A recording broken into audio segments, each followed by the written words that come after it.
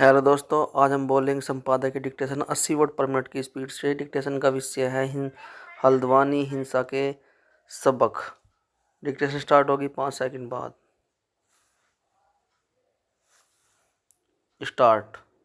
इससे संतुष्ट नहीं हुआ जा सकता कि उत्तराखंड में हल्द्वानी के बनभूलपुरा इलाके में हुई भीषण हिंसा में शामिल कुछ संदिग्ध तत्वों को गिरफ्तार कर लिया गया है, क्योंकि इन गिरफ्तारियों के आधार पर यह नहीं कहा जा सकता कि दंगाइयों के दुस्साहस का दमन हो सकेगा। सरकारी जमीन पर किए गए अवैध अतिक्रमण को हटाने के लिए गई नगर निगम की टीम और पुलिस पर जैसा भीषण हमला किया गया, वह कानून के शासन को दी जाने वाली खुली चुनौती है।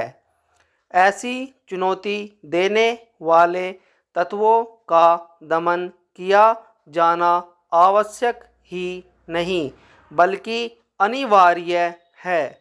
इसकी अनदेखी नहीं की जा सकती कि सरकारी जमीन पर काबिज लोगों ने न केवल पुलिस पर हमला किया बल्कि थाने को आग भी लगा दी। यह तो गनीमत रही कि पुलिसकर्मी किसी तरह जान बचाकर भागने में सफल रहे, अन्यथा उन्हें थाने के अंदर ही जलाकर मार दिया जाता। यह साधारण बात नहीं कि दंगाइयों के हमले में करीब 200 पुलिसकर्मी घायल हुए। इसका सीधा मतलब है कि दंगा करने वालों ने पूरी तैयारी कर रखी थी और उन्हें न तो पुलिस का कोई भय था और न ही अदालती आदेशों का उनके लिए कोई मूल्य महत्व था।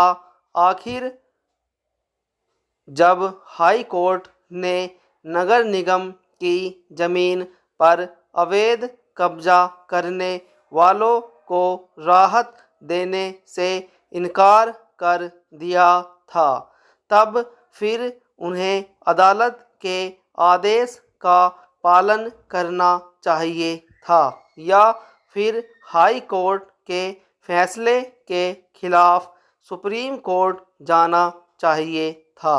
इस तरह से कानून हाथ में लेना खुली अराजकता के अलावा और कुछ नहीं। भीषण हिंसा का शिकार बना हल्द्वानी का बनभूलपुरा क्षेत्र वही इलाका है जहां रेलवे की जमीन पर भी बड़े पैमाने पर अवैध कब्जा किया गया है। हाईकोर्ट ने रेलवे की जमीन को भी खाली करने के आदेश दिए थे। फिलहाल यह मामला सुप्रीम कोर्ट में लंबित है। सुप्रीम कोर्ट को ऐसे मामलों को गंभीरता से लेना चाहिए और ऐसा कुछ नहीं करना चाहिए जिससे सरकारी जमीन पर अवैध कब्जा करने वालों को संरक्षण मिले। बनभूलपुरा में हिंसा इस बहाने भड़काई गई कि नगर निगम की जमीन पर तथाकथित मस्जिद भी बनी हुई थी।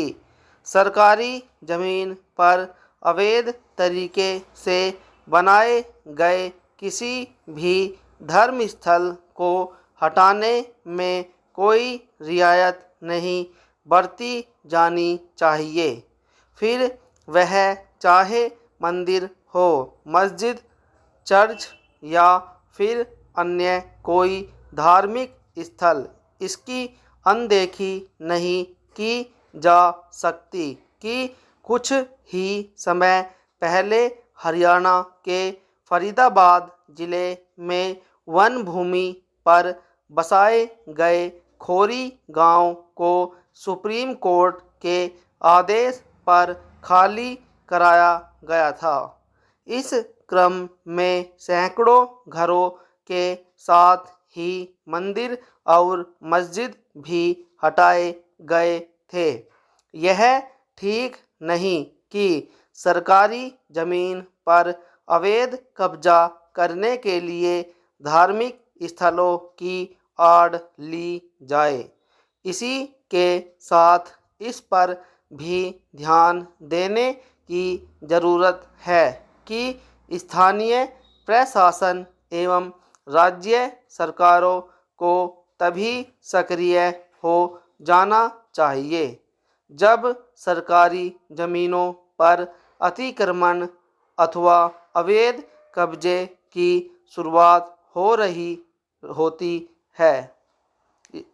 स्टॉप।